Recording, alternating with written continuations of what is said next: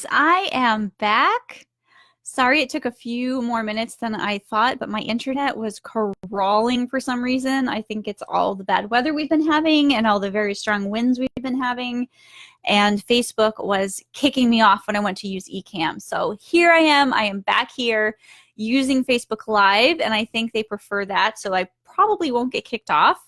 And I'm going to answer your questions live, anything that you may have to ask me, as well as I'm going to be finding that crazy long post with over 600 comments of the crazy things that you guys have seen across the internet as far as essential oil recommendations go.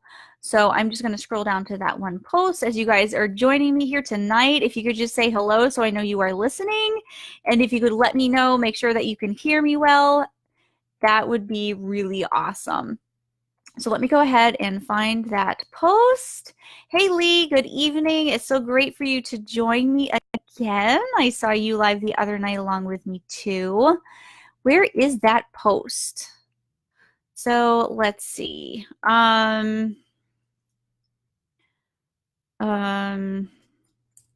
I thought it would be easy to find, but it actually was not very easy for me to find tonight. So if you guys have any questions, that'd be awesome. I can answer your questions live.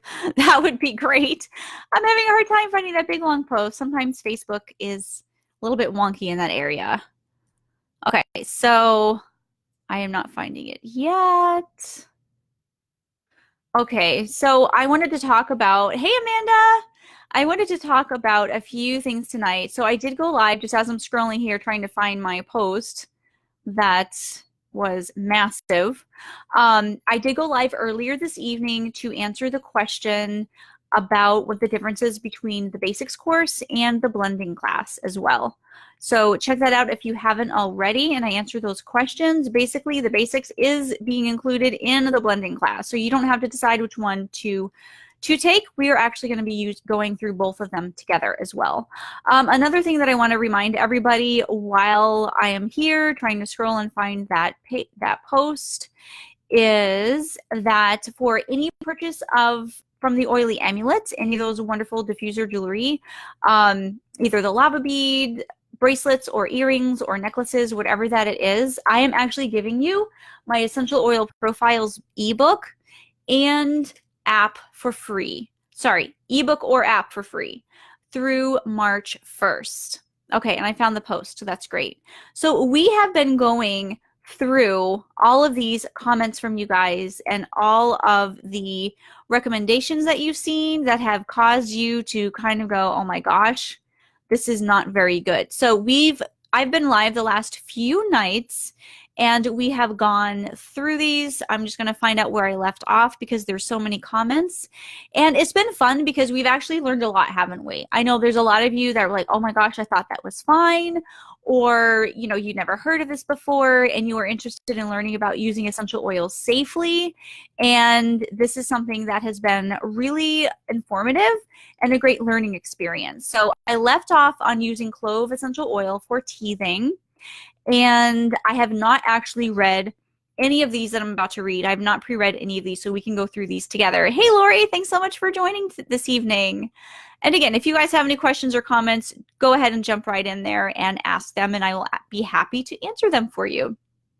So there is a comment from Jody that there are a couple of things that she saw that kind of made her freak out a little bit. And one of them was using essential oils for infected eyelids. The other, someone justifying ingesting essential oils because we use citrus peel to cook with, and that is the same thing. Hey, Connie, you're back. She's my awesome new favorite stalker, and she's been here live every night with me. So Jody's comment about infected eyelids and using essential oils. So using essential oils for infections are wonderful. Essential oils are great for infections and all of that because they are antibacterial, they are antiviral, they are antifungal, so they are great for anything to do with those issues. However, sorry, I should say they're all antibacterial, but a lot of them are also antiviral and antifungal. Using essential oils around the eyes is not something that I recommend, okay? You should always avoid using essential oils directly on the eyes. That means if you are using essential oils in your mascara, you probably want to stop doing that. Essential oils are very strong. They're very concentrated. They don't actually thicken your lashes either. Now, as for infection, you want to use something different. You could use coconut oil. That is antibacterial. You can use something else other than essential oils, which are very strong. So if you have infection on your eyelid and you are using essential oils, especially if you aren't diluting them, you are going to find out pretty quickly that's a bad idea. It's probably going to sting quite a bit. So a rule of thumb that I recommend when using essential oils around the eyes is to avoid using them below the eyebrows and above the upper cheekbone area. So the only exception to that would be if you are using essential oils in your face cream and you have like a very low 1% dilution and you are applying it all over your face and you do get around your eyes as well. That's going to be fine. But if you are using them without diluting or you are using a high dilution, and again, if you are adding essential oils to your mascara, you could end up with red eyes, itchy eyes, irritated eyes, stinging eyes, watering eyes. So not recommended. Hey, Ashley. Hey, Susie. Thank you so much for joining me. So Ashley has a question. Essential oils for night terrors in a 2.5-year-old. So there are going to be some essential oils that are going to be calming that I would recommend. But I also want to address that sometimes when kids don't sleep very well, it can be things that are related to their anxieties and their concerns. So, you know, I don't know if it's just seemingly a random thing or if there's things going on in their life that they're a little bit stressed about, but there are essential oils that can help make them feel calmer. Now, I'm actually going to pull some of the calming essential oils from the Therapeutic Properties of Essential Oils app, which you can find at tpeoapp.com. And I'm going to be looking through, so I have an A to Z list of all the therapeutic properties. So I'm going to go down to calming, and I'm going to read off some of the essential oils that are going to be calming for you. So we have calming for digestion and emotion. So here we are. So these are some essential oils that I would recommend that you can either diffuse in the room or you can give via a personal inhaler, or you can maybe put a drop or two on a stuffed animal, or you can actually make a linen spray out of. So some of the best ones for calming emotions would be clary sage, geranium, Bulgarian lavender, French lavender, mandarin, neroli, sweet orange, and tangerine. Those are some of the best ones. Those are safe for all ages, so you can absolutely use it with your 2.5-year-old. And some others that are also effective are going to be German chamomile, Roman chamomile, sweet marjoram, melissa, and basil. So those would be the ones that I'd recommend. If you want to take a screenshot of this, you can. Those would be my best recommendations for emotions. And that includes, having night terrors. That can absolutely help. Now, another thing that I would want to recommend to you is our sedatives class, which is basically just a long page of information, a long post. So let me give you that as well. And that is usually what I give for people who are trying to help with insomnia or with sleep in general. So this is another one I'm going to give you, and you can take your pick on what you want to go with. So that is my link, using eossafely.com/sedative EOS. And that will help also with some essential oils that might help your child sleep or get to sleep a little bit better and hopefully stay asleep a little bit longer. So let me just finish Jody's other comment about justifying ingesting essential oils because we use citrus peel to cook with.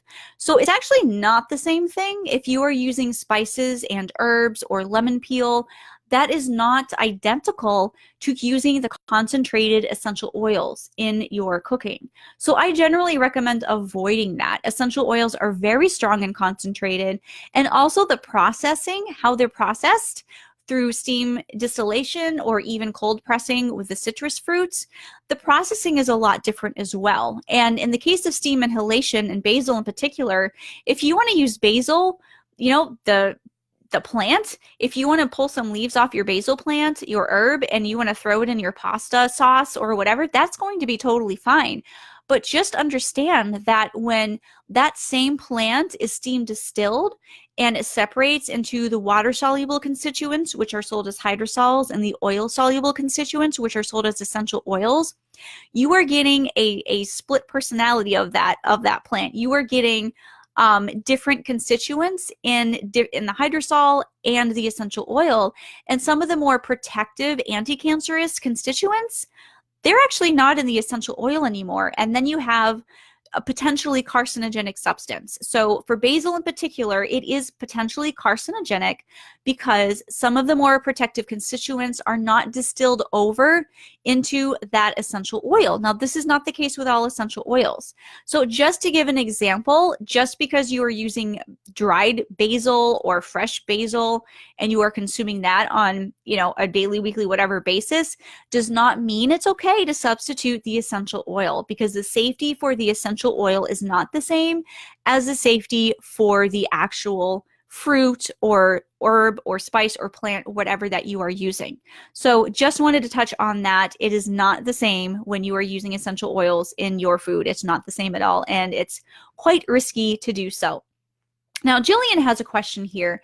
I was using lavender on my son. I would dilute it with fractionated coconut oil. He developed breast buds. We saw an endocrinologist and she recommended removing anything lavender in the house. I stopped using all oils and cleaned with just vinegar and water. After 8 months, his breast buds have decreased in size. Is this something you have heard about? I have heard about that when it comes to lavender fragrance, but it's been debunked that the essential oil, pure essential oils, will cause this. This is not something that is possible to happen with essential oils. So you may have been not using a great brand. It may have been a fragrance. So yes, if you Google this, you will find lavender essential oil is not estrogenic. It will not cause these kinds of problems in males. And as you mentioned, if you stop using it, it does go away. It does resolve itself. So, yeah, I wouldn't say that your son is allergic to essential oils, or you're saying that they claim your son is allergic to soy, but you got rid of all lavender and he's back to normal. I would definitely have concerns with the brand you are using. Now, here's the thing. When it comes to using lavender, inhalation is great. You don't have to use it topically unless you are using it to address certain skin issues. You can use lavender to inhale, and then you're not going to have those same concerns as you would if it's used topically.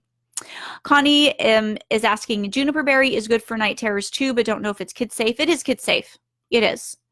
Ashley, she usually has 2 to 3 a night, but last 2 nights it's been every 15 minutes. I had them growing up, but I feel bad for her. Someone did recommend juniper berry too. So yeah, I would try maybe a sedative blend to help her get to sleep. And those other ones are also calming. That could also help as well. I would look into, is it a possibility that it's some sort of diet related thing that's causing her some digestive upset, maybe too. But yeah, I would definitely make a linen spray. That is something that you can spritz right on the bedding, right on the pillows, blankets, bedding. And that is something that can be inhaled through the night without it being like a constant diffusing as well. So go ahead and give, whichever, either the sedative or calming essential oils a try. And please let me know how that works. So if you guys, again, have any questions for me that are here live, anybody that's here live, if you have questions for me, please jump in the comments with your questions. That's what I'm here for. Meanwhile, I'm going to go ahead and still pick through that 600 plus comment post on the crazy recommendations that you have seen across the internet. So here is one. It's a graphic that is, let's see, let me just read it. So this is a graphic paired with a recommendation. So here's, it's called a wellness bomb. So let me just look at the graphic first, and then I will read the comments that have to do with it. So there's a suggestion here to use 4 drops of lemon, 4 drops of Thieves, 3 drops of oregano, 2 drops of tea tree, and 2 drops of frankincense. And to fill a veggie capsule with all of those oils, and then top with a carrier. So we're talking a veggie cap. And there's not a whole lot of drops that are going to fit anyway. So you have a C8, 9, 10. You have 15 drops of essential oil. And again, we're talking lemon, Thieves, oregano, tea tree, and frankincense. And then top with a carrier. For kiddos who need wellness, multiply the recipe above and put in a 10 ml roller top with a carrier oil, and apply to bottoms of feet. So let's just take one thing at a time here. So there's a suggestion to take all of these essential oils internally if you need wellness. So there's a bunch of essential oils there. And for one thing, those of you who have seen my podcast, I'm actually going to try to link it to you guys right here. ueospodcast.com. And then of course you can find it on iTunes and anywhere else. But I've actually talked about ingesting essential oils on my 4th podcast. And, you know, there's a time and a place for ingesting. But when you are ingesting all of these essential oils, it's a lot for your body to take on. Your liver has to digest it. Your liver has to process it. Your kidneys have to process it. Your body will be digesting it. It's just a lot of essential oils. And I'm not seeing really any specific use other than if you need wellness. Now, who doesn't feel like they need a little bit of boost of wellness? So, I'm seeing that ingesting these essential oils, and let's go over the safety of some of these, by the way, is going to eventually cause either, digestive upset or irritation in your stomach or something like that, especially over time. There have been people that have had ulcers from ingesting essential oils. Now, I'm glad to see that it's not added to your water, because then you have the added adverse reactions of the burning in your mouth and the scarring and irritation on the inside of your mouth and down your throat, and possible ulcers down the esophagus.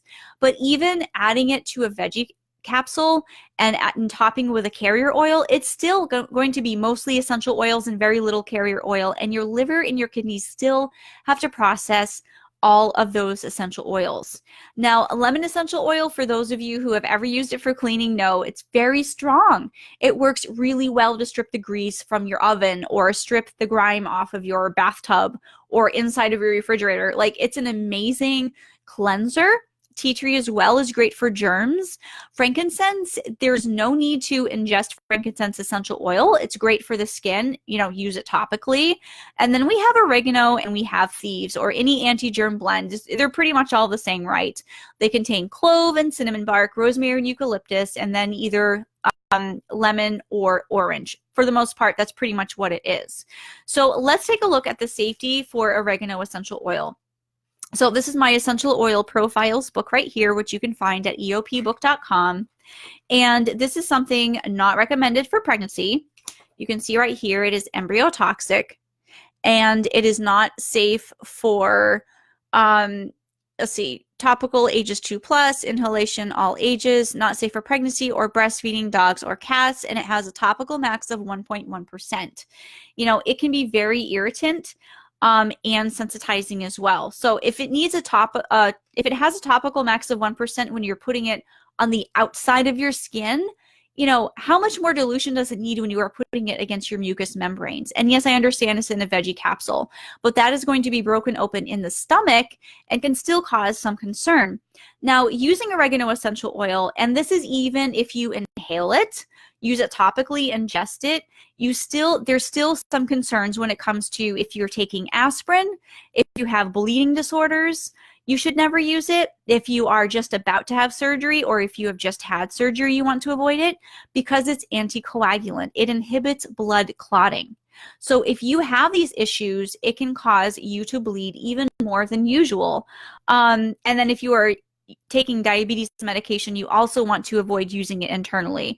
So, a lot of people take a baby aspirin every day. So if you are taking that and oregano essential oil, that is going to increase the efficacy of the aspirin and or increase the chances of inhibiting blood clotting or being anticoagulant.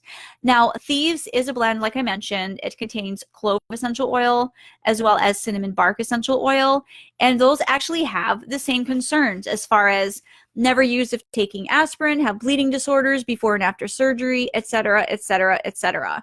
Now, for clove essential oil, it has the added do not use and drug interactions of avoid using internally if using pethidine, MIOAs, or SSRIs. So you want to be very careful as well. And it has a topical max of 0.5%, which is even lower than the oregano. Now, cinnamon bark is needs even more of a dilution. And again, if it needs more of a dilution on your skin, if you are using it internally, it's going to be even harsher against your mucous membranes. Cinnamon bark, not recommended for pregnancy or breastfeeding dogs or cats. Topical max 0.01. And the drug interactions are similar. So there's a lot of concern. Now, when you are ingesting, you want to always weigh the risks and the benefits, right? And I'm seeing a lot of risk here. And, you know, it may be that some people react on the first veggie capsule swallow. It might feel really funny and weird. It may not be until the second or third or 10th time. It may not be until, you know, a month or two down the road when your liver's in distress and you are in the ER. This happens. So this is definitely not something that I would recommend because of the safety concerns with the individual essential oils that are both in the blend and that are being recommended. They're very harsh for this, you know, wellness balm. Yeah, it's definitely a balm. I do not recommend it at all. It is not going to be gentle. Now, the second part of this is recommending to roll this on the feet of kids.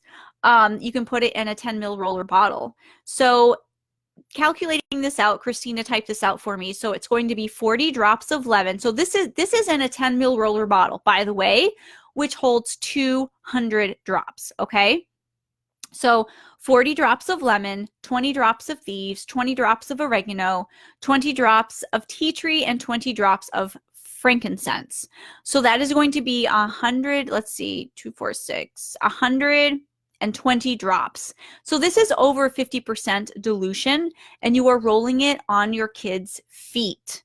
So let me say, so 40 drops of lemon. So this is way over the topical max for lemon. And the topical max for lemon being 2%, I'm going to show you right here. Or you put yourself at risk for phototoxicity. So max topical dilution for lemon is 2%. And if you are adding 40 drops of lemon to a 10 ml roller, that's going to be a 20% dilution of lemon essential oil on the feet.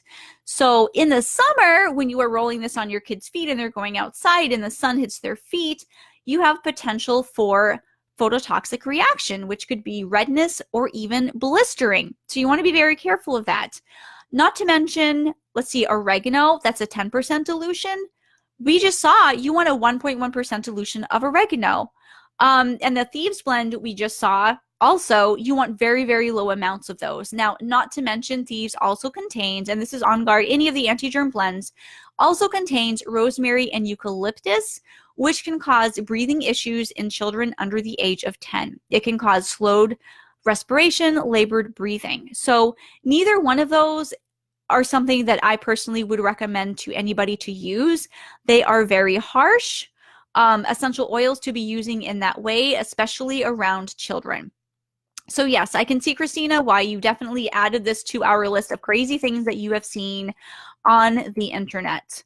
So let's see. I'm just going to read a couple of these comments here.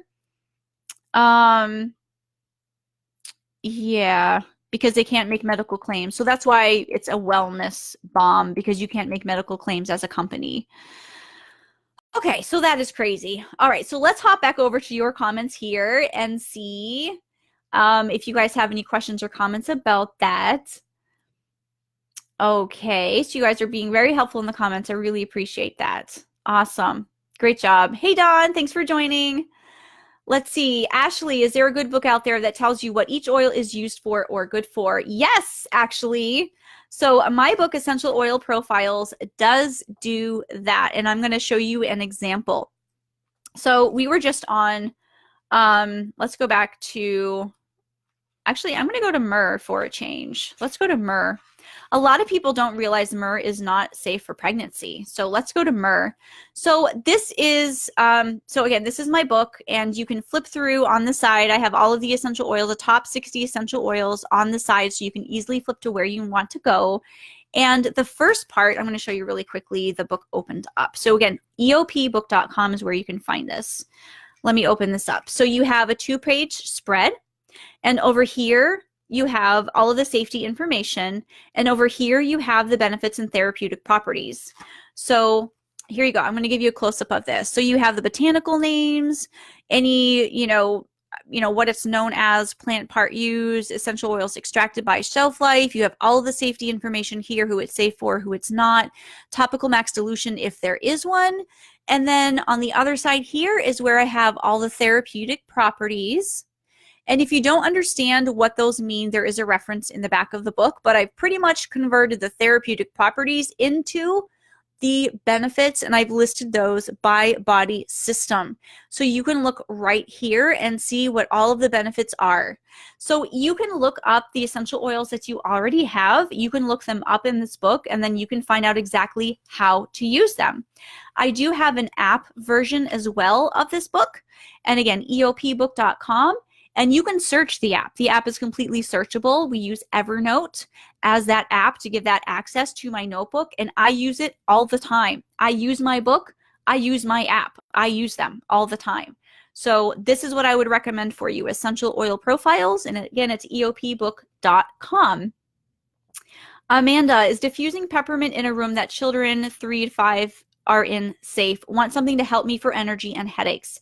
I don't recommend peppermint under age 6.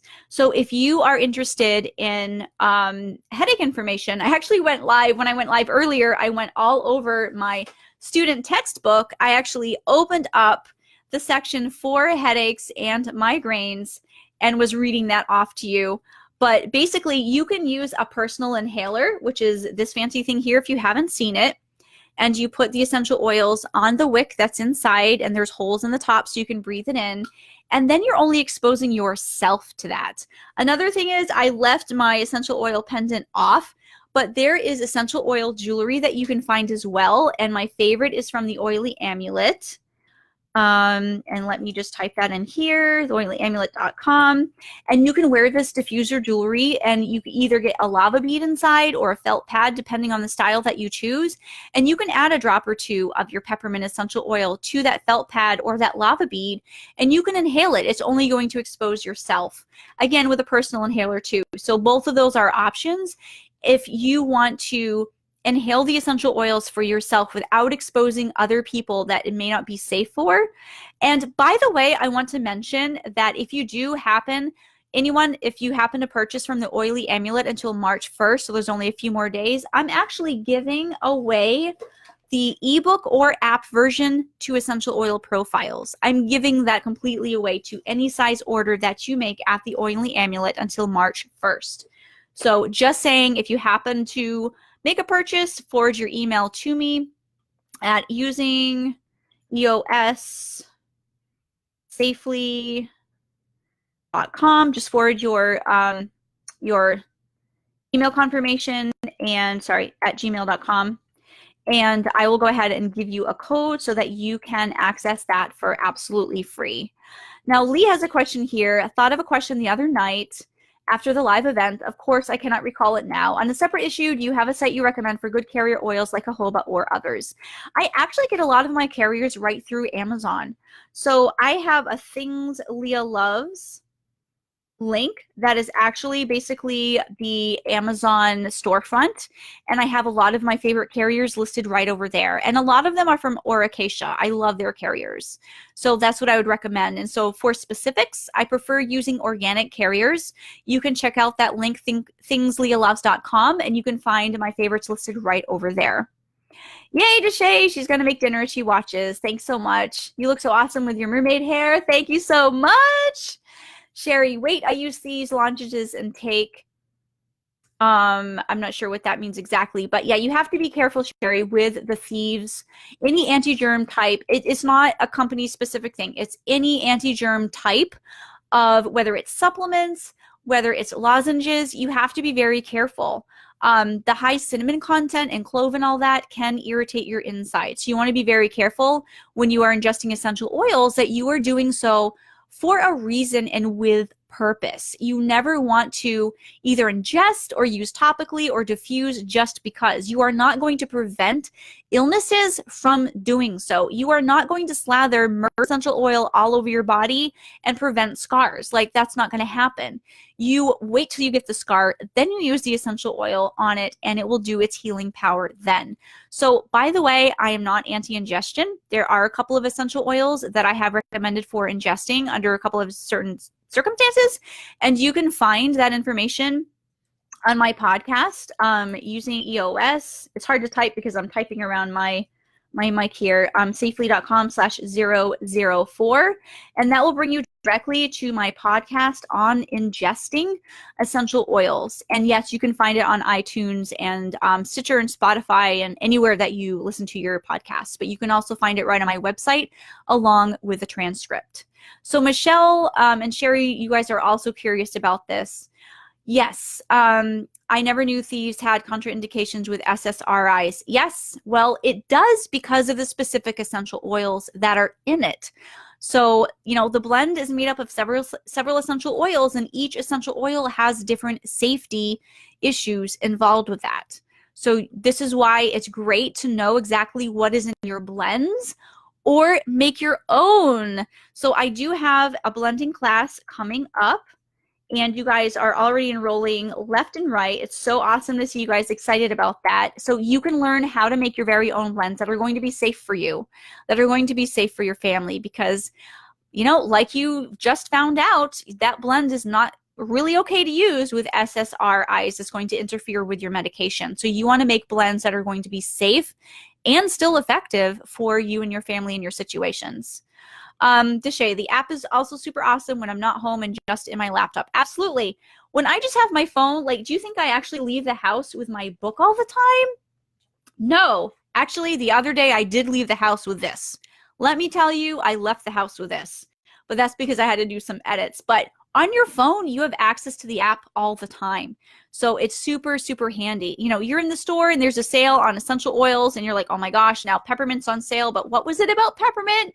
I can't remember what it was that I had to remember about the safety. You can look it right up in your app and you go, oh yeah, it's not safe for under age 6. And then that can be great for you. That could not be great for you. So it's always great to have that information handy, because unfortunately, you know, all the safety information is simply not on the labels for these companies. Now, I have labels that you can buy, safeeolabels.com, by the way. I've designed labels that have all the safety information that you need, and you can wrap them around any brand bottle that you want. So I know it's possible because I've literally done it, but unfortunately, other brands are just not really doing that. So it's great to have an app handy where you can look up that safety information. So Ashley's saying you don't understand the dilution part yet. I do have all of that information in the back of this book.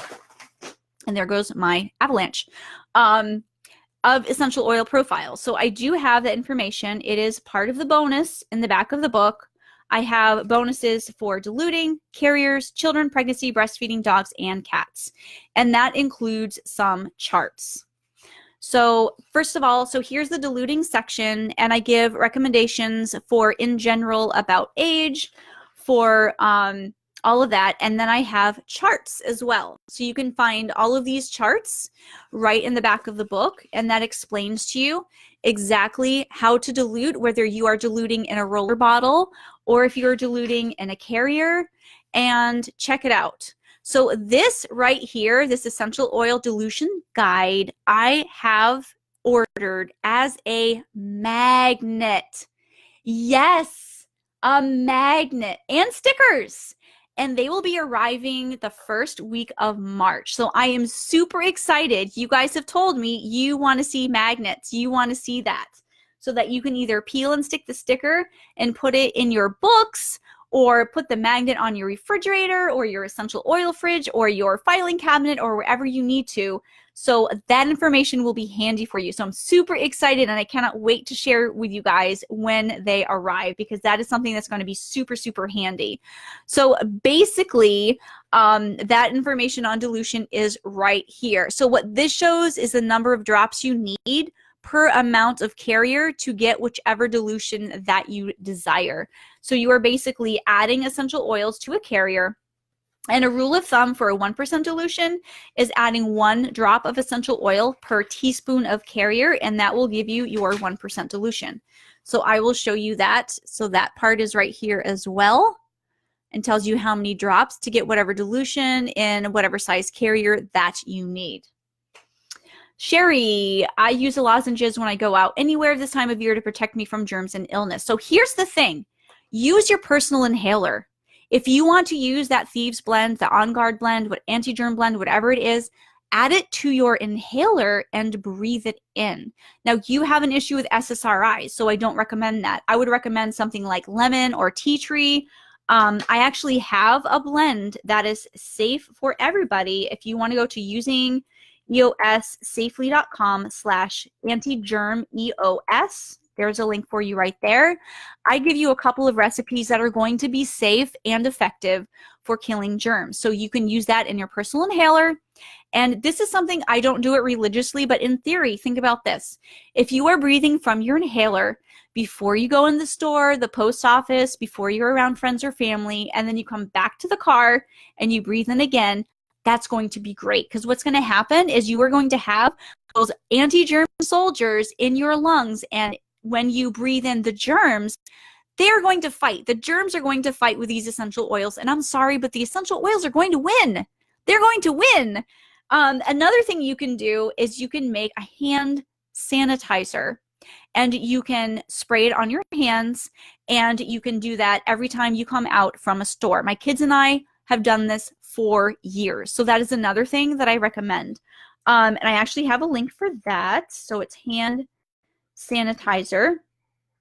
But you can find my recipe for that as well. And those will be very effective, those two things that you do right there. Instead of using the lozenge, which is going to have issues with topical use, and then you're ingesting and all of that. So that will hopefully give you some really great options. So are they safe or same precautions as ingesting? I'm not really sure what you mean, are they safe specifically, but you've seen, like I went over the Thieves blend or On Guard or whatever anti-germ blends that you are using, and the concerns are not just for ingestion, but it's even for inhaling and topical use.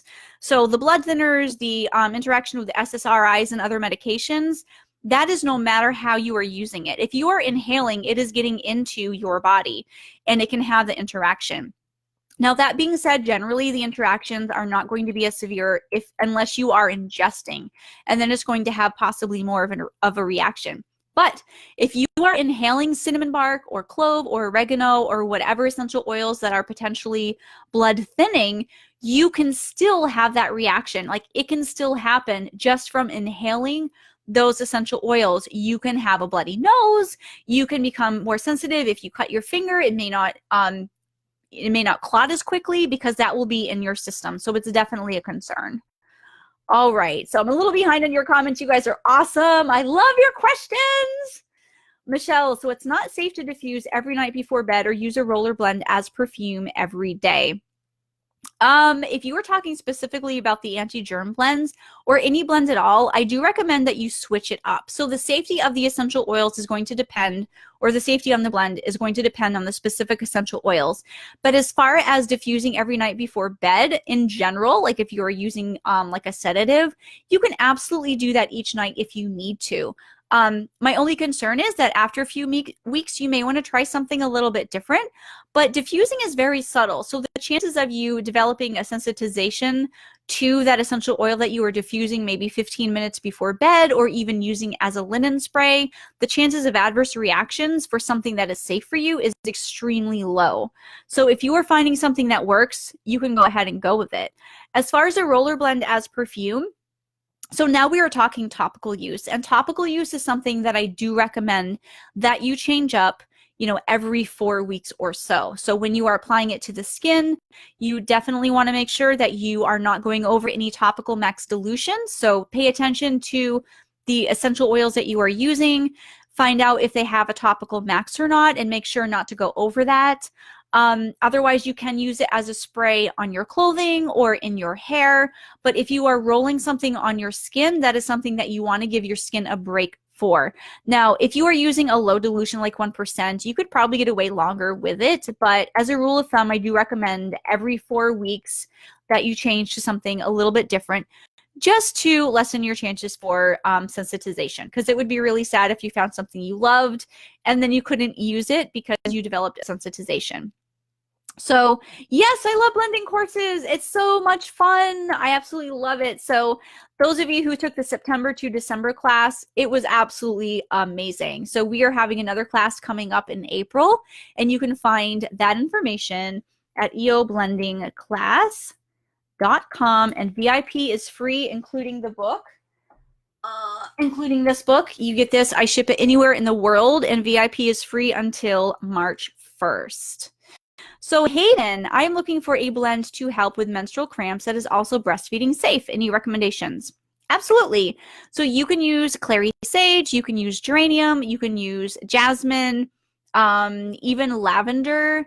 I do have a really great blend in this course, but this is exclusive for students only. So those would be some of the essential oils that I would recommend for cramping. And you can mix that with some tangerine or sweet orange or mandarin essential oil as well, and use like a 2% dilution, and you can apply it right to your abdomen, and that would be great. You can try inhaling too, and those are safe for breastfeeding. Valentina, Leah, is it okay to purchase cheap oils to use on wool dryer balls? Absolutely yes.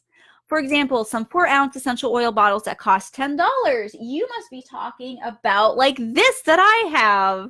So this is like a $10 bottle of lemon essential oil that is 4 ounces, and I use that for cleaning, and it works amazingly.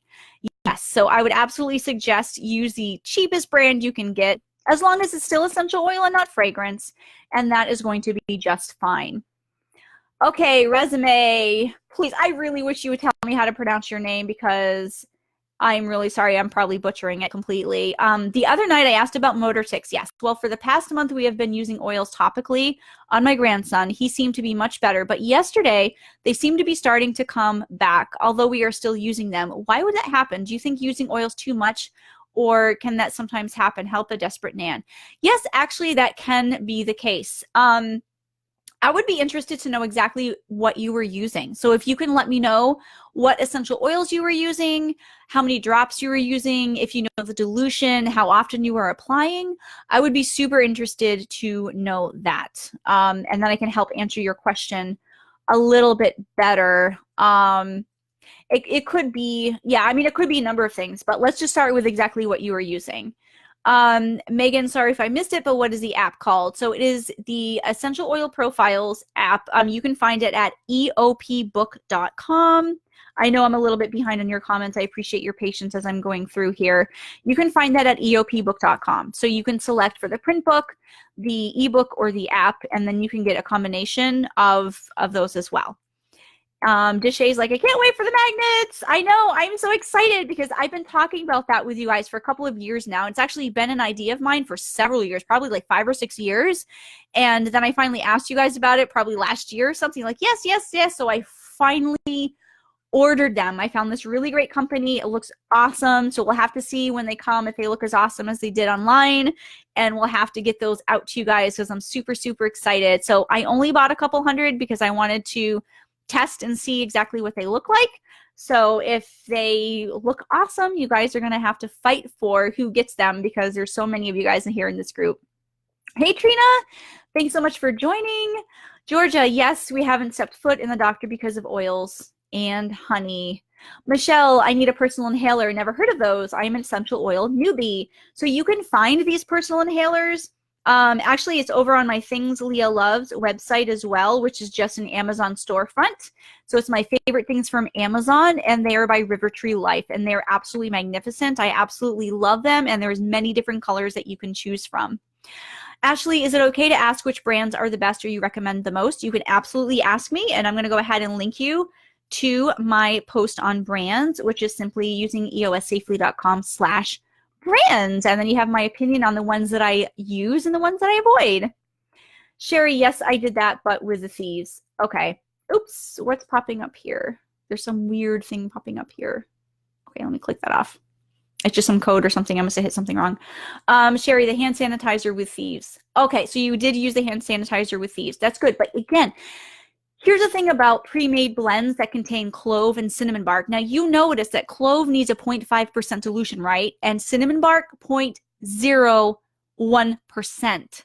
So to get cinnamon bark in a blend down to 0.01%, I mean, you need ounces and ounces and ounces of carrier oil to properly dilute. So that is the concern with pre-made blends. A lot of companies just aren't knowledgeable on the safety and the topical maxes and making their blends so that you can go ahead and use it in a hand sanitizer.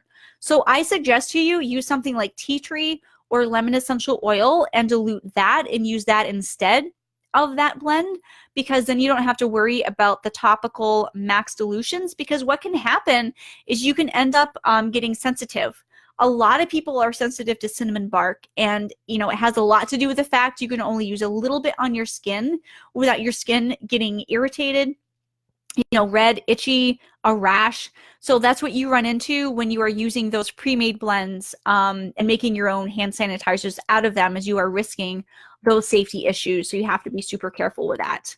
You are welcome, Michelle. You rock. You rock, because you have great questions. And I love your questions because it helps other people too. There's like 3 dozen of you on here right now. And if one person asks a question, I guarantee you there's going to be several others here who are also going to benefit from that question. So it's absolutely wonderful. Paulette, I just had uterine cancer and having horrible hot flashes. I'm afraid to use anything because I cannot have estrogen because of the cancer. Any suggestions for the hot flashes that would be safe? First of all, I am so sorry you're going through that right now. I can't even imagine going through that.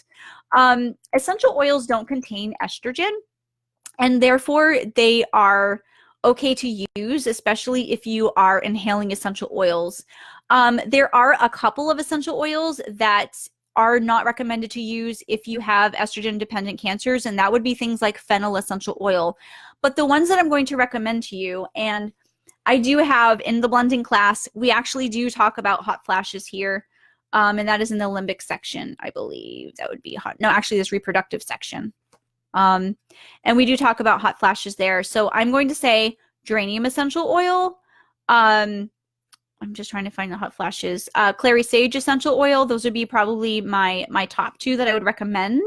So here it is, hot flashes. So I give you all the essential oils and all of that. And yes, so we have basil, linalool, geranium, and or clary sage, and then mandarin, sweet orange, or tangerine. So those would be the ones that I would recommend to you to use, and I would definitely inhale those.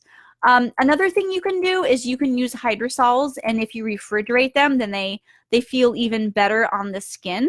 But if you refrigerate like peppermint hydrosol, and it's going to have a really great cooling effect on your skin for those hot flashes. I would also look into herbs as well, because this is a hormonal thing. And herbs are great for acting and reacting to hormones. So that would be something as well that I would look into for balancing hormones too. Valentina, you are welcome. Ashley, is organic better than not? If you are talking about carriers still, because again, I'm kind of behind in your comments here, I do prefer using organic carrier oils. Yes, that is my personal preference. As far as essential oils, it's not as important, honestly. A lot of the pesticides don't even get distilled over when making the essential oils, so it's not a huge concern. But if you are using essential oils frequently on your skin topically, then you might want to spring for that if you want to. But here's the thing. The ones that I would, in theory, the ones that I would buy organic versions of would be the citrus, because you have all those pesticides in the rinds, right? And you are cold pressing, and those are going to sit right in the essential oil as they float to the top. So that would be a concern. However, the citrus essential oils are generally not ones I'm going to apply to my skin anyways. Those are going to be ones that I'm going to diffuse, for mood. So I generally, honestly, really don't bother with organic essential oils. I don't feel that it's necessary, for the expense, but for carriers, absolutely I do. Hey, Samantha, thanks so much for joining. So it was saying I had like 40 comments unread, but I believe I've gotten to the end, and I think I've actually caught up. So unless Facebook isn't showing me something, I think I'm all caught up, guys. So that's cool. If you have any more questions for me, that would be super awesome. Otherwise, I can go back ahead over to that post on crazy recommendations that you have seen on the internet, and we will go over some of those too. Okay, so Christina has another comment here for me. And she said, another one that she saw is using oils to make homemade suppositories and giving them to children with congestion or lung problems.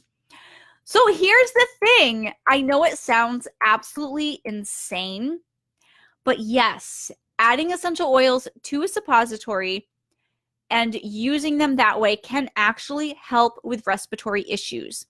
But I would not recommend doing this with children. I would definitely recommend inhaling, diffusing, using your personal inhaler, using your diffuser jewelry. I would recommend that first for respiratory problems rather than a suppository. That would be something that I would say for some like really, really bad respiratory problems. And I definitely would not recommend giving them to children. I think that's a little bit overkill for a little kid. Okay, it's telling me a new comment. Okay, great here. Okay, so Daphne, when can I start using oils in my house if I have a baby, and how old does the baby need to be? So we have an excellent post about children over here that I'm going to link to for you. But in general, I recommend not diffusing or having your child under age 6 months inhale essential oils, and under age 2 years applying them topically. There are exceptions to that rule, as there are any other rule, but that is the general rule of thumb. Now, if you want to use essential oils in your cleaning, just do it away from the baby. If you wear your baby, just spritz on the counter and wipe, as long as the essential oils are safe for kids. Preferably, it's when your child is in another room, though, okay? And as far as using topically, if they get a bug bite or a bee sting, absolutely you can use it on them because that is a pretty serious issue. Otherwise, don't just slather it on for no reason. Like, don't add it to the diaper cream. Don't add it to a lotion, it meaning essential oils, unless there's a specific need or concern. You personally can use essential oils. So in a personal inhaler, you can diffuse in a separate room. You can use your diffuser jewelry and add the essential oils there as well, as long as they are breastfeeding safe. If you are breastfeeding your child, that would be the only concern. Okay, so awesome. So Resume, I do have your list here. So these are the essential oils that you were using for motor tics. And you were saying after about a month, they weren't really working very well. Okay, so you have thyme, frankincense, eucalyptus, rosemary, peppermint, oregano, lavender, tea tree, chamomile, clary sage, cedarwood, citronella, cedarwood. I know that's a lot, but from what I've read, it seems we need for the gut, anxiety, and inflammation. Also, he takes a probiotic kid strain before bed. I hope you can help. So as for why this was working and why it's not, a lot of times things like kind of shock the system a bit and can seem to kind of work initially. I know there's people that take essential oil supplements that take, vitamins and supplements that contain the essential oils, and initially they kind of feel really good, like they have a lot of energy, and then it tends to drain their system. It's just a lot. And just like anything, if you are taking medicine for something and then it's healed, but then you continue taking medicine for it, it's not going to work. It's not going to have that same effect. And looking at these essential oils, a lot of these, I would say, aren't even antispasmodic. They aren't even things that, some of them are, but some of them are also pretty harsh. Like we went over oregano a little while ago, right? And oregano is a pretty harsh essential oil. Thyme is something I really recommend that everyone kind of avoids. Again, the essential oils with the herbal sounding names tend to be the ones that have the most safety issues. So I would avoid thyme. I would avoid oregano. How old is your child again? Or your grandson again? I can't remember how old you said that this child was. I think you said about 6 years old, if I remember correctly from the other night. Eucalyptus and rosemary are not recommended under age 10. So I would stick to, honestly, like 3 essential oils, and I would go there. And cedarwood is amazing. Lavender is fine too to add to that as well. Clary sage is a great one as well. I would stick to just a couple of essential oils. And here's the reason. You have a bunch of essential oils here, and it could be that it's just one singular blend that you purchased and it has all those in there, but some of them aren't going to work. And if you found like after a month this isn't effective, you really don't know which essential oils in there were working and which ones are not working very well. And it's looking to me like you can whittle this list down a lot. And then you have a blend that you have more control over. So if that's working well, that's great. Don't add any more. You can always tweak it, but that is a lot of essential oils to work with that could possibly have some adverse reactions. As for the gut, essential oils really aren't going to help with that. So the probiotic before bed is great for the gut. I wouldn't worry about any essential oils for that. Anxiety and inflammation, absolutely. Now, you can add essential oils topically for inflammation, and for anxiety, you want to diffuse those essential oils. So clary sage is great to diffuse. Geranium is great to diffuse for anxiety. Mandarin, sweet orange, tangerine, those are also great for anxiety. Inflammation, the cedarwood is great for that too. So you can multitask some of these essential oils. So there seems to be a lot going on here as well as just the motor tics. So I know it's a lot of information, but that's what, okay, 12 years old. Okay, 12 years old. Okay, so that's great. That's fine. Another thing that I would suggest for inflammation too is if it doesn't interact with anything, if this is something that the 12-year-old can have, I would recommend turmeric, the ground herb. You can buy capsules. You can buy turmeric capsules and find the ones that come with the black pepper. And that is great for ingesting, again, not the essential oil, but the actual herb. And that is great for overall inflammation of the body. Ginger is another thing that's great for inflammation of the body. And that is something you can buy fresh ginger. I like to put mine in my freezer and then I pull it out and I have a micrograter and I micrograte it right into my tea. And that's great if you feel like you're starting to get sick, if you're achy. And that is also great for inflammation. And that works really, really well because you are working with your body from the inside out, and consuming things like that are going to be much more beneficial than topical applications for some reasons. As far as essential oils that are good for autism, there's no research showing that. No. There can be certain essential oils that are good for focus or some of those symptoms. So is there anything in particular as far as a specific symptom that you are asking about rather than just autism? Because I know there's like so many different kinds. Okay, Valentina, a couple last questions. Is there a kid-safe blend that I can make to substitute Tylenol, ibuprofen in my children, age 4 and 4 months old? And lastly, I already made your anti-aging recipe, and I wanted to also make your anti-scar recipe since I have some acne scars on my face, but I was wondering, can I make a single blend that can be as efficient for both things, anti-aging and anti-scars? Thank you. Absolutely, because the essential oils that are great for anti-aging or wrinkles and scars, there's a lot of shared essential oils there. So I'd absolutely go for that. Go for frankincense or myrrh if you're not pregnant, and geranium or clary sage. That's what I would recommend. That would be awesome. Now, as for substituting Tylenol and ibuprofen, so the short answer is no, but is there something specific that you would use Tylenol or ibuprofen for that you are looking for essential oils to help for? I mean, if you're talking about fevers, there are things that I would recommend for fever. Actually, I don't know if it's fever or fevers. Let me see if that throws an error. Yeah, okay, so let me edit that post really quickly. There are things that you can use for that. And let me throw the cold one into, and actually might go to the same place. That you can help with immunity. Okay, so there's a couple of links that you can check out for that. Okay, so Rebecca loves my hair. Thank you so much, Rebecca. It's been on my bucket list, and I'm going to turn 40 this year. Couple more months, I'm going to be 40. Is that not insane? I'm like, I'm totally going to do it. So here I am, one less thing off my bucket list. So there we go. It's so fun. It's really fun. Deshay is saying, yes, love the turmeric, not the essential oils, but the spices. So great for inflammation. Be careful of staining. Yes, be careful of staining. Absolutely correct. Jaina is asking if it is safe to ingest essential oils, and that is a whole podcast worth of information. So let me go ahead and link you directly to my ingesting podcast. using eossafely.com/001, and you can listen all about it over there. And yes, there's a transcript right on my page over there too. You can listen over on iTunes and Spotify and all of that stuff as well, but on my page, you get to have the transcript too. Ashley's asking mood to help with calming. So there are lots of great calming essential oils. I actually pulled some from my app for someone earlier. So let me see. So calming emotions. So let me hold this up for you guys as well. So this is the Therapeutic Properties of Essential Oils app that you can find at tpeoapp.com. And I have listed here for you calming essential oils, and these are calming for the emotions. I also have calming for muscles and digestion and all of that stuff.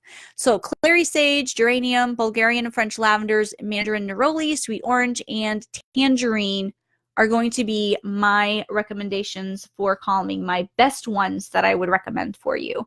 And either diffusing them, adding them to your personal inhaler, adding them to your diffuser pendant, which I forgot to put on this evening, those will help. Those will be very effective ways to use those essential oils. Don't lather them on your feet. Don't roll them on your whatever. Just inhale them, and that will be super duper effective. Hey, Suzanne, thanks for joining. Valentina is asking about pain and inflammation. Yep, I have a link for you there. So there's the pain link, which will also include, let's see, it will include the No Flames link as well as the anti-inflammatory. It's so hard to type hugging this thing. Anti-inflammatory EOS class as well. So, but just go to the pain link. You'll find all the information that you need there too, as far as my recipes for pain and inflammation. Yes, the big 4-0. It's nuts. Okay, Rebecca, you rock it, love it. No, it's not oil related. It's okay. I've actually had a few comments. Every time I go live, it seems like I have a few people going, oh my gosh, I love your hair. So thank you so much. I really appreciate that. I was actually kind of nervous. I'm like, oh my gosh, are people going to like it or not? I'm just like, you know what? Oh, well, I don't care if you like it or not, right? Just listen to me and just use my information. Who cares what color my hair is? I know what I'm talking about, right? So thank you. Deshay's saying the app and the book have been lifesavers for her. Yay! They've been lifesavers for me. You know, this is why I've created these things, because I needed them myself. So you want to know why I created this Essential Oil Profiles book with the profiles for essential oils? Because I have questions, just like I've had how many questions this evening where you're like, what's good for inflammation, or what's good for headaches, or what's the safety for oregano? And when I started this group, and God bless Roxanne for being my right-hand woman here and ruling the group as far as answering your questions, but I was just doing it myself. And then I've had admins here and there helping out.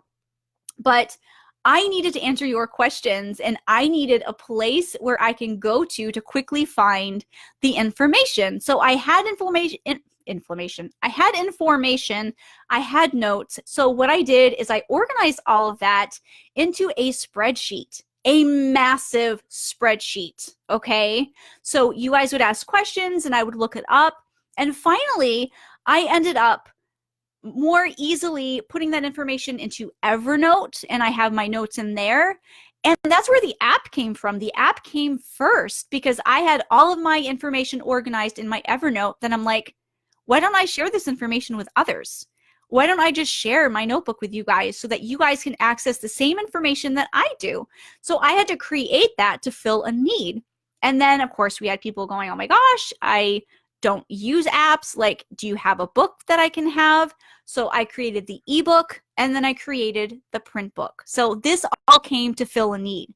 Now, the Therapeutic Properties app, which I don't think I linked to, but Therapeutic Properties of Essential Oils app, that currently is just an app. I have not yet created a book for that. But that, again, I had questions like this, like what are calming essential oils? What are anti-inflammatory essential oils?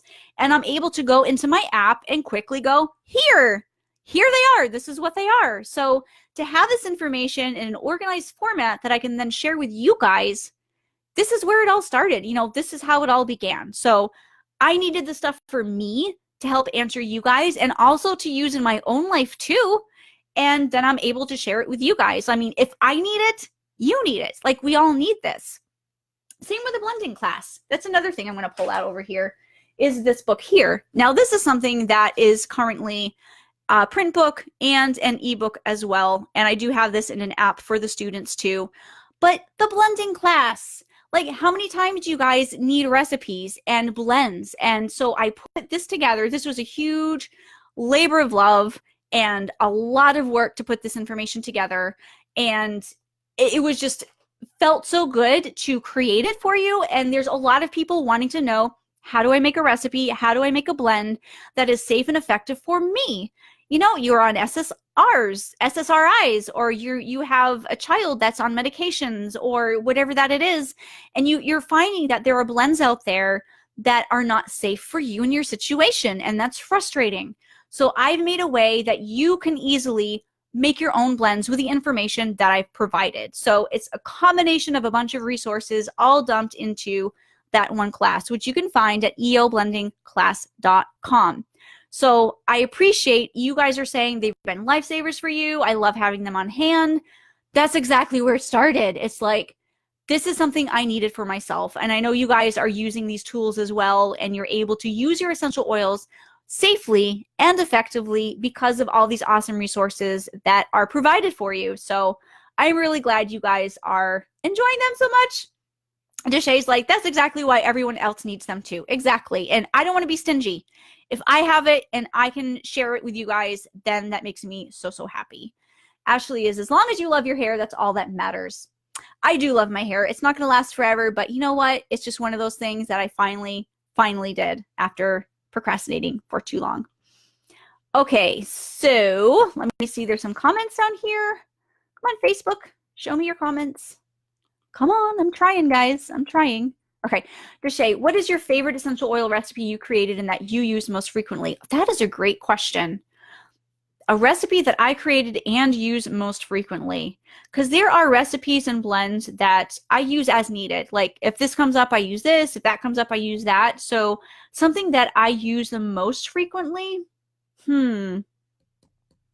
most frequently, I would say, like, I like to diffuse.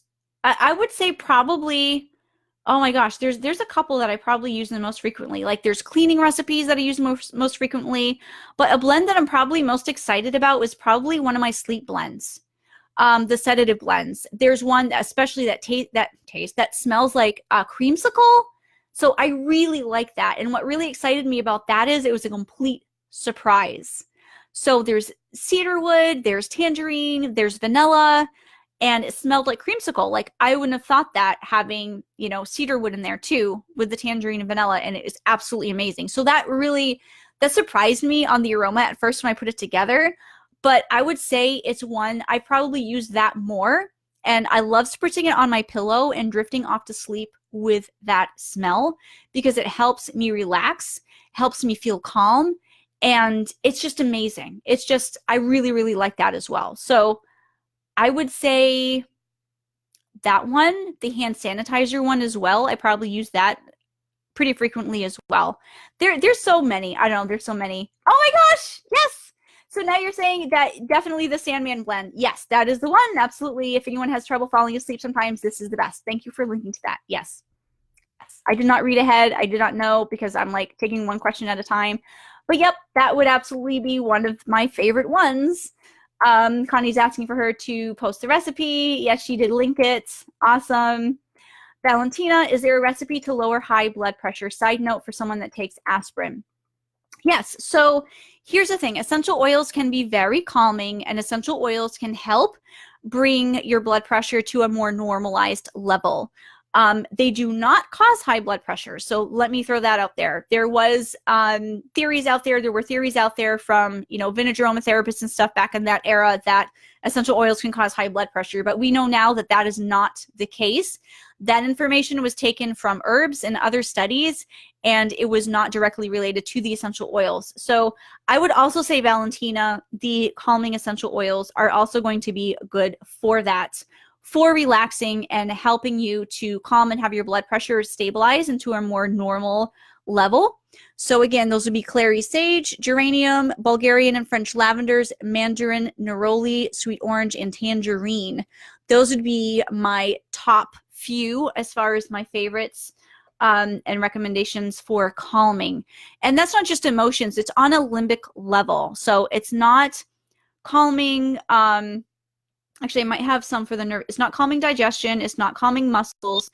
Nervous system, I actually end up having the same one. So if you keep scrolling in this app under calming, I also have a few listed in the nervous system, and that would be mandarin, melissa, sweet orange, and tangerine. So mandarin, sweet orange, and tangerine are also on the for the emotional issues as well. And there's other ones here. I'll put this up. So there's other essential oils that are also effective. They just aren't my top favorites, but they're also going to work really, really well. So if I have the essential oils listed here in the app as being effective for that issue, I'm talking about like 4.5 to 5 stars effective. And the ones that I've kind of highlighted above would be the ones that are my personal favorites. Ones that probably have maybe a little bit less safety issues as well. So for someone that takes aspirin, let me just verify, but all of those are going to be fine. All of those are going to be fine. With aspirin, you want to avoid oregano, clove, cinnamon bark, wintergreen, cinnamon leaf as well, actually, those types of essential oils. So great question. Oh my God, you guys are amazing. Hey, Lori, thanks so much for joining. You guys are so cool. I just love this. This is so much fun. I just love your questions. They are just magnificent. I love being able to just answer them with 0% preparation and test my knowledge on the fly and answer your questions here live. So I've been live for over an hour now, and this has been wonderful, and I absolutely love it. So let's give it about 5 or 10 more minutes. If you guys have any more questions for me, throw them in the comments below, because I know there's a few of you that are just jumping on. And let me talk about 1 or 2 more of those crazy recommendations that you have seen across the internet, and let's go over those. So Aya has posted that she has seen people promoting adding essential oils to their drinks. So this is something that can be a concern because, number one, water and oil don't mix, right? We learned this in grade school. Same applies to water and essential oils. They don't mix. So there's that. We have this concentrated essential oil that is then going to hit the mucous membranes in your mouth and your esophagus, and that can cause irritation. It can cause, over time, it can even cause ulcers, guys. Like, this is serious, depending on the essential oils, especially depending on the essential oils that you are consuming. Now, we've talked a lot tonight about oregano and the cinnamons and clove, and those can be very irritating too, especially to mucous membranes. So be very careful which essential oils that you are consuming. And if you are consuming them, don't add them to your water, add them to a capsule. And if you are consuming them in a capsule, what ones are they? Because there's only two essential oils that I would ever recommend ingesting, and that can be found on my podcast. And I will add that link over here again because I have my podcast right on my website. So be very careful when ingesting essential oils, because 99 times out of 100, it's going to be riskier. It's going to be more riskier, and the benefit is going to be very, very low. So yeah, don't recommend adding essential oils to your drinks. My personal favorite for cough is going to be fir needle. And let me tell you a story about that. So my son, I was driving him to school one day, and this was probably 2 years ago, and he was coughing kind of all morning. And so we jumped in the car, and what I did, I don't know if this is kosher or not, but this is what I did. I grabbed my fir needle on the way out the door, and I turned around after I was sitting in the car, and I dropped 2 drops of fir needle on the carpet of my car. Didn't say anything, close the lid, put it away or whatever. A couple minutes down the road, he was not coughing anymore. I'm like, hey, Ryan, have you realized you're not coughing anymore? He was like, oh my gosh, you're right. It was the fir needle essential oil. Like, there's no other explanation. Like, he was coughing for a day or two. And, I tried diffusing and different things, and it helped at the time. It did help during those times as well. But especially in a closed space like a car, like, I didn't have much opportunity for him to have anything else or use anything else. So fir needle, and I've used it several times since, is amazing for coughs. So this is something, if your kids are coughing during the night, that you can diffuse. You can add a couple drops to, you know, their stuffed animal or on their carpet or whatever you want to do, and that can help. It's just absolutely amazing. So for coughing, absolutely. So your hair is awesome. Thank you, Laura. I appreciate it. You are amazing for letting me know. Thank you so much. Valentina's, yes, wintergreen. If you are talking about essential oils, that can be concerning adding to your water. I have not been keeping up with the comments because I've been talking. Connie, I burned my son with a protective blend because someone told me to use a Q-tip on a blister. Yeah, that's going to hurt. Blisters, you know, the skin is really thin and sensitive there, right? I mean, it's a blister. So you do not want to use essential oils without first diluting. And when you are using a protective blend, an anti-germ, anything like that with really strong essential oils, it's going to be really harsh. You want to choose something that's not quite so harsh, especially for a blister. Catherine is asking if I have any advice for inflammation. Can you let me know what kind of inflammation that you are asking about? Are we talking about muscles, joints? Let me know. Ashley, was it a free copy of the essential oil book with any purchase at the Oily Amulet? Yep. So it's not the print book, but it is the ebook or the app. You pick. So you pick the ebook or the app and just go to the Oily Amulet.com and pick out anything. It's going to be really hard to choose. Let me just warn you, it's going to be really difficult to choose, okay? There's so many beautiful pendants over there, necklaces. There's lava bead earrings. There's lava bead bracelets. And I have pretty much everything. I have all of the exclusive stuff. I have the chocolate copper, and I have, oh my gosh, I have so many of her things, and everything is absolutely amazing.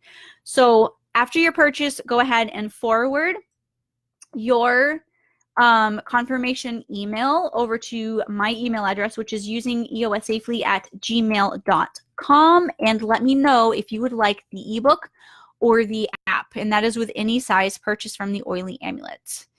Lauren, do you recommend diffusing for a limited time, or is all night okay, specifically to promote sleep? So for sleep, I do recommend, and this is actually for any time, the general rule for diffusing is 10 minutes on, 20 minutes off, and that is to help with olfactory fatigue, meaning your body's going to kick in between 2 and 10 minutes anyways, and it's going to shut off your sense of smell. And that is called olfactory fatigue. It happens to all of us. You know, if you are baking in your kitchen, if you are baking chicken in your kitchen or bread or whatever that it is, and at some point you're not really noticing the smells in your kitchen too much anymore, and somebody walks in like, oh my gosh, what is that great smell? And you're like, oh, you kind of hadn't really thought about it because your nose pretty much shut it off. Or like a skunk smell. You know, your nose, fortunately, will shut it off after a period of time. So that is called olfactory fatigue. So diffusing, you want to diffuse for shorter increments so that your nose can recognize the aroma and know what to do with it. You breathe it in, and then it shuts off. The diffuser shuts off, which, you know, helps your body to, okay, that's not around anymore. Then it will kick back on, and that will reignite the whole, okay, I'm smelling this now. What do I do with this? And your body will know what to do with it. And it's all the therapeutic properties and all the constituents that you are inhaling, and that is going right to the limbic center of your brain, and that is helping you with processing the constituents and knowing exactly how those essential oils are going to work for sleep or for emotions in general. Now, for sleep, what you can also do if you don't have a diffuser with that intermittent timer, which is on my Things Leah Loves website, which is just a short link to the Amazon website, or the link that I just showed you with Jasmine. The Jasmine diffuser is the only one that I have found that goes 10 minutes on and 20 minutes off. So that is the one that I recommend. Another thing you can do, though, is you can make a linen spray. So I have a post using eossafely.com/sedative EOS. And that goes to my sleep post. And you will find a recipe for a linen spray on there as well. And you can spritz the linen spray all over your pillow, your bedding, and that can help as well to promote sleep instead of diffusing. It's literally right there on your pillow, and that is amazing. We were just talking about that, Lauren, a few minutes ago to Shay and I, how we love that blend so very much, and that can help with sleep too. Connie, that's when I started doing my own research. Deshay, love using the pre-diluted helichrysum for skin problems. Absolutely love using pre-diluted heli as well. And that is what I always have. I have it in practically every room. This is the Oracacia brand. They pre-dilute the helichrysum, which is great because helichrysum can be very expensive. I do have the regular helichrysum as well. But the pre-diluted is great because they don't give you the exact dilution, but they say it's between 3 and 7, which is great. So if you have a burn, a bug bite, if your kid comes in crying because they've been stung by a wasp, like happened to me, you can just grab this. You are ready to go and drip it right on. If you have a bruise, whatever that it is, you want to get your helichrysum on as soon as possible because you will literally see the swelling and the bruise like go down to nothing right before your eyes. That's happened so many times for me and for my kids. Like it starts to bump up and we're like, we know as soon as we get a bump or anything, we're like running for the heli. Like that's what we do. And by the way, my son calls this heavenachrysum instead of helichrysum because it's that awesome. So thanks to Shay for bringing that up. Yes. Until when is the promo available? So yes, so the purchase of the oily amulet and the free ebook or app is available until March 1st. So there's a few more days left for that. Catherine, I just had a blood test back and I have very, very high C-reactive protein. It's 8.9 and very low vitamin D. I am actually displaying my ignorance here. I do not know a whole lot about C-reactive protein and what exactly that means. Vitamin D, however, I can talk to you about that all day long. So that is extremely normal in this time of year, unless you're in Australia. But those of us here in the US, we are going to have low vitamin D during this period. It's February. We have not been able to go out and sunbathe in months, and our vitamin D levels are low. So I highly recommend supplementing with vitamin D. Find a good brand. I love the Shackley brand. And let me go ahead. I actually signed up to be a distributor with them. I barely ever talk about it, but I love it for me because I sign up and I get a discount on my stuff. So I threw the link in there for you. I like never ever talk about it, but it just so happened to come up here, vitamin D. I love their vitamin D tablets, capsules, whatever they are. The supplements. I love taking that. And I will also talk about something very controversial here, and that is tanning. So if you look up Dr. Mercola and tanning, you should find some articles that talk about tanning. So let me just talk about this for a couple of minutes and I will give you my personal experience with it as well. So I know that tanning gets a bad rep for causing cancer and all of this. You know what? People say the sun causes cancer as well. But you know, there's also research showing that being in the sun can actually help you avoid cancer. And like anything, including essential oils, it's risk versus benefit. Now, if you are consuming an entire bottle of oregano or lemon, that is going to have a much greater effect on you than adding it diluted topically to your skin or diffusing it in the air or cleaning with it or whatever, right? There's a wide range of what is safe and not safe when it comes to essential oils and how you can use them safely, even the more risky essential oils. Same with tanning. If you are tanning 2 or 3 times a week at 3 to 5 minutes long instead of 15 minutes every single day, the risk versus benefit goes down a lot if you are going to do it much less.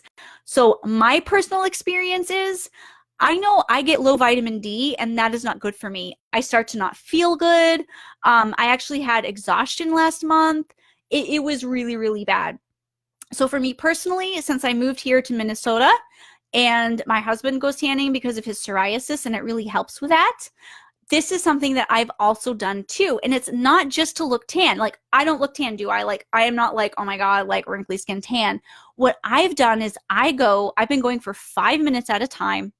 And I've been going I've started going more like 4 times a week, 2 to 4 times a week at 5 minutes.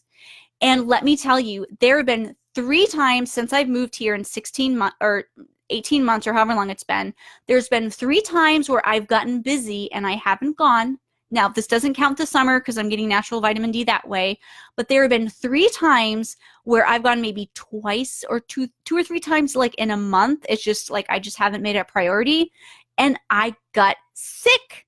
I felt awful. And it's the like I'm always linking it to I haven't gone tanning long enough because I take supplements, I try to stay hydrated and all of that other stuff.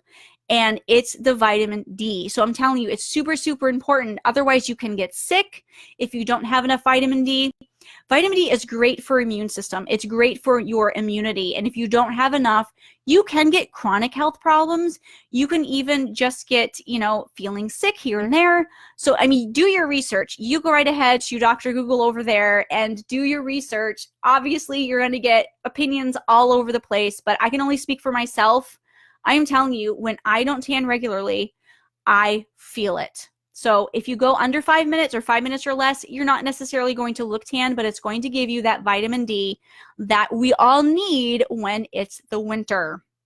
Okay, so if you want to email me more about this or whatever, or PM me, just go right ahead. I can talk about it even longer than that, but I will keep it to that. So you mentioned it. So thank you very much for talking about vitamin D. That is my $2 instead of 2 cents worth about that.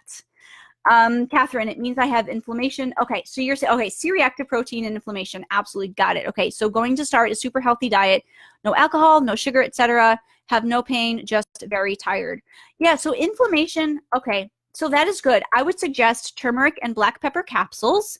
I would also suggest ginger tea. So grab the fresh ginger. You can buy ginger root, grab it, freeze it, and then as you need it, you can, what I like to do is I micrograde the ginger right over my tea, and that is great for immunity and inflammation. So if you don't know where inflammation is in your body, honestly, it could even be stress. Stress, causes inflammation in your arteries, and it's just like shards of glass going right through it. So it could be inflammation due to stress. If you don't have pain, you say you don't have any pain, you're just very tired. It could be exhaustion. It could be your adrenals. So also look into that. There's a great supplement by Gaia Health that's called by Gaia Herbs that's called Adrenal Health. And this is something that I try to take regularly as well, because there's a lot going on. Like I have a lot. I'm a wife. I'm a mother. I talk to you guys. I make classes and courses and books and all of this. And I'm a very busy person. So we need to make sure that we are taking care of ourselves so that we don't get exhausted. So adrenals, they're located right directly above the kidneys in the back there. They're like walnut size and shape, right above the kidneys. And they control all of our hormones and stuff. And if you are overdoing it, you could, yes, have inflammation somewhere in your body. So I would make sure that you are also limiting your stress as well as diet. So that's awesome. Sugar is huge for inflammation. So it's great to avoid that too. You are welcome, Catherine. Valentina, I can't decide between the ebook or the app. What do you guys recommend? I don't know what to say. I don't know what to say. I don't know what to say, but I will say anyways, I do use my app. I use that and I use my print book. So if you're talking between ebook and app, I'm going to probably say app because it's searchable, but it's also nice to have something in your hands. So if you went with the ebook, then you could print it, but then it's not searchable if you want it to be searchable. So it's kind of like, this is why I offer a bundle, this is why I offer the bundle so that you can get all of them. Okay, Catherine, thank you for your advice. You are welcome. You are welcome, Razame. Connie for inflammation juice, celery juice. That can help. I would just be, I know what you're saying, to juice the celery. I would just be careful. That can cause a lot of, that can go right through you, and that can help with detoxing because it can help clear out your digestive system, which may be a little bit too much to handle if you are dealing with feeling tired and stuff too. But that is good for detox, absolutely. Are you saying too much can have an adverse effect after a while, seeing it was working at first? Yes. So back to your blend. Too much can have an adverse effect. So yes, so that's the other part is, how were you using that blend? Were you applying it topically? I assume that you were, but what was the dilution? Like what kind of dilution were you using? And again, I would cut out some of those oils if possible, because you are using some essential oils that are not going to be as great for motor tics in general anyways. You are welcome, Valentina. Awesome. Sorry for too many questions. Nope, it's not too many questions. That's what I'm here for. Ask all the questions you want. I know we're still kind of following this. Hey, and if you want to email me as well, you can totally do that if that's easier for you, using eossafely@gmail.com. And then we can make sure that we are getting all of the information. I can't type and hug this thing at the same time. If you'd like to, you can just totally email me, because I know we've talked about this over a couple of lives. So topically, the dilution was high. So that could be the thing. You know, you might have jump started something with using it at a high dilution. And that's why in some of my suggestions here for the blends that I have for the essential oil blending class at eoblendingclass.com, by the way, sometimes I have you actually kind of jumpstart at a little bit higher dilution initially and then kind of back off. So that could be what was going on, is it was working and it was too high of a dilution, and then it became kind of overwhelming, and then it wasn't working as well. And that is absolutely a thing. Catherine, I have the book, but don't know there is an app. Can I get it in iTunes? No. So this is something, I use Evernote. So I use the Evernote app, and I'm sharing my notebook with you. So you are getting that information in app form via Evernote. So it's not on iTunes. You have to go to eopbook.com in order to get it. And then what you will do is email me with your email address that you use to register through Evernote, and I will share my notebook directly with you. Because let's face it, Evernote rocks. I mean, that app is amazing. And it's totally free. So you can search, you can tag. It's just absolutely amazing. And of course, you can use it for other things as well. And yes, that is free. Okay, awesome. So I will be waiting for your email. Kristen, would your burn blend be safe to use on a shingles rash? It would be safe to use, but for shingles, I would go probably more with my Bug Bite Soother blend. But you can absolutely use, yeah, so tea tree essential oil. I mean, you can use the burn blend, but again, let's go with Bug Bite Soother. And this is something that you can roll on. And you don't need to go that high of a dilution for shingles, but you absolutely can if you want to. That is something that can help with itching that's associated, and also the pain with shingles sores. Diana, what do you feel is best oil and application for my 4-year-old 103 fever? You know what? I'm going to go ahead and give you the link directly to our page on fever, so that you can learn all of that information right over there. Lachelle, what is good for celiac and seasonal depression? Thank you, as well as how to use them topically diffusing. Yes. So celiac, you actually can't use essential oils. They're not going to help with celiac at all. So you want to avoid gluten. That is something that you may already be doing. But as far as seasonal depression, I would recommend tanning, which I just talked about a little while ago, or supplementing with vitamin D. That is the huge thing. So a lot of us, I'm going to actually link to the supplements website that I personally use, which is Shackley. I love their vitamin D, but you can get high quality vitamin D anywhere. So, you know, whatever. I mean, there's that. But I was just talking about myself, and that I actually go tanning through the winter months just for a few minutes and just for a few times a week, just to get that vitamin D level up a bit to where I actually still feel like I can function and have energy. Because I'm telling you, 3 weeks ago, guys, I was not doing this. I was like, I think I was mentally exhausted. I think I was exhausted, like medically exhausted, fatigued. I think the SAD thing was getting to me as well, because the lack of sun. And I just realized I hadn't tanned in a few weeks. So I started tanning again. Now I'm like full of energy all the time, every day. And I realized it's the vitamin D. Vitamin D is amazing. It's so important. It's a hormone. And it makes us feel good, and it helps us to fight off illnesses as well, and it helps prevent illnesses. So I would absolutely recommend making sure your vitamin D levels are up there, because you need them to be, especially this time of year. And it's awesome for depression too. You're welcome, Catherine. Is the info on the app updated once in a while? So all of the info, if I have anything to add, absolutely I will update it. I access it all the time, and I can absolutely update it. And that contains the top 60 essential oil profiles. So I'm not adding any more to that specific app. At some point, I know we talked about doing the top 120 of safety, so that will be a totally separate app. But if I have any updates for that app, absolutely, you will get all future updates to those top 60 essential oils. Another thing I want to mention actually too, the difference between the app and the ebook is the app does not contain the bonus sections. The ebook does contain the bonus sections. So we have bonus sections on diluting, carriers, children, pregnancy, breastfeeding, dogs, and cats.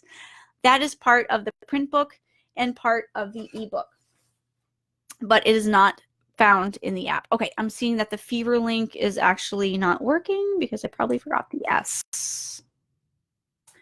Okay, so that should work now for you. Annie, Tamanu and Ravinsara are amazing for shingles, helps almost instantly. Yes, so Tamanu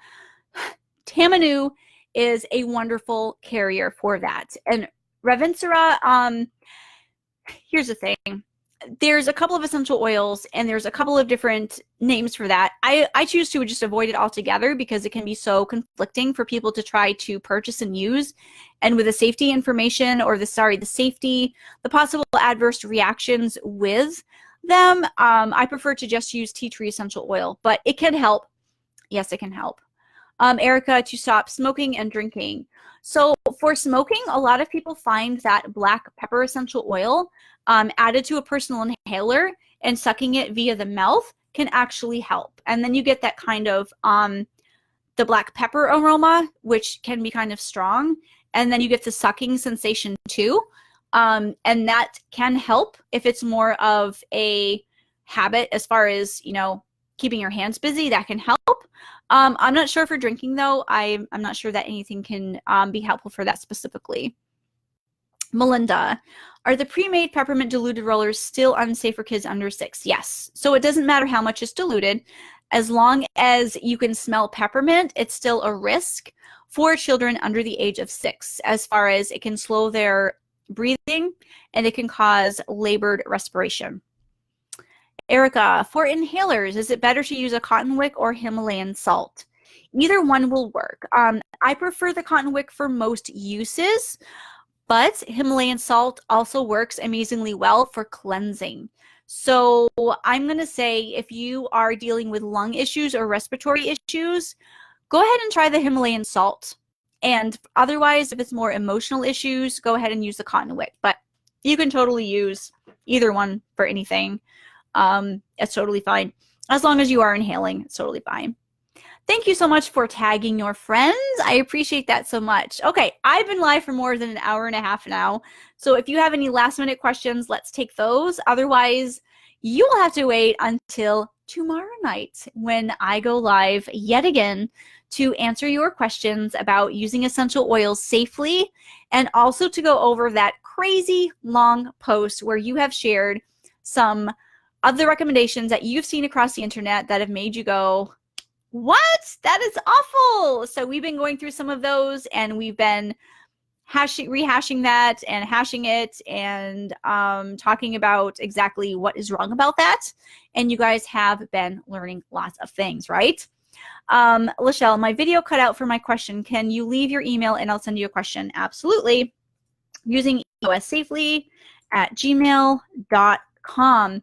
So to wrap things up, if you go to eopbook.com, that is where you will find this book, the app, the ebook.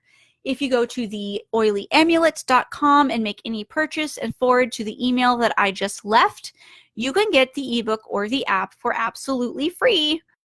And just so you guys know, there's only a few days left to enroll in the essential oil blending class. That's eoblendingclass.com. And get the VIP upgrade for free, which includes this print book that I will mail anywhere in the world. So we've had people from Norway and Australia and Singapore and everywhere enroll in this class, and you are all getting this as well, the print book, which is absolutely magnificent. So to check that out, you can go to eoblendingclass.com. Okay, so let me see. Okay, so these are the last two questions I'm going to take, and then I'm going to have to take your other questions tomorrow. So the Euro dropper versus a rubber dropper. So if you mean, so this would be the rubber dropper, and this would be the Euro dropper where you have your regular essential oil bottle and you have the drops. I love using the dropper bottle for master blends. And that is what I talk about in the blending class. We make master blends, and you are going to fill up your bottle with those essential oils to make your master blend. And then you can take your dropper and you can then add drops to your personal inhaler, to your diffuser pendant, to your diffuser. You can mix it with a carrier oil, and you can add it that way as well. This is lemon essential oil, by the way, and I will just use these. I will just walk in my house and I will just drop it on the carpet everywhere. Like I will just like drops here, drops there. I will just go in my house, and I don't do this every day, obviously, but sometimes I will just go around and just freshen up the house. And that saves me from having to fill up a bunch of diffusers and diffusing and then having to shut it off. Or of course I use my intermittent diffuser, so I don't have to actually worry about that. But that's what I like using my dropper bottles for. Now, you will find that most essential oils actually come with a regular Euro dropper, and that's also fine. If you want to go ahead and do that too, that is fine. So you can use, now I will say this though, that certain essential oils, they drip out pretty quickly, and other essential oils, they do not drip out quickly at all, such as myrrh. It's very thick and sticky. Vetiver is another one. It's really hard to get out of the bottle. Sandalwood can also be kind of slow as well. So that can be something that you may want to use a dropper bottle for, like this, so that you can squeeze it and drip to your heart's content. Otherwise, that's pretty much the comparison between the two of them. Now, as far as, Katie, you're asking about Dr. Bronner's peppermint cast oil soap, if it's unsafe around kids too. It is. It uses peppermint essential oil. So even mints, just think about it. Have you ever given your 3-year-old like a peppermint, or a 4-year-old or 5-year-old, you've given them a mint and they're like, it's too strong, mommy. Like they'll take it and then they'll want to spit it out because it's too strong. See, peppermint, the menthol in peppermint, it actually mimics the cold receptors in the lungs, and that happens to all of us, but children are actually more sensitive to that. So it can make them feel like they can't breathe very well. It can make their lungs feel kind of paralyzed, and they feel like they can't breathe, and that's very uncomfortable for them. So I do recommend avoiding peppermint essential oil around children under the age of 6 for that reason, because it can cause breathing issues, and breathing is kind of an important thing when it comes to our kids. So yes, even soap can have very strong peppermint aroma to them and can affect your kids too. Okay, so that is the end of the questions, or I will never get off. I love your questions. Thank you so much, guys. We've been here almost 2 hours going live answering your awesome questions. I will be back tomorrow night to yet again answer your questions and go over some of the crazy things you've seen across the internet as far as recommendations for essential oils. So if you have any more questions, join me again tomorrow night and have your questions ready, because I will be here to answer them for you. So I hope you all have a great night, and I will see you later. Bye.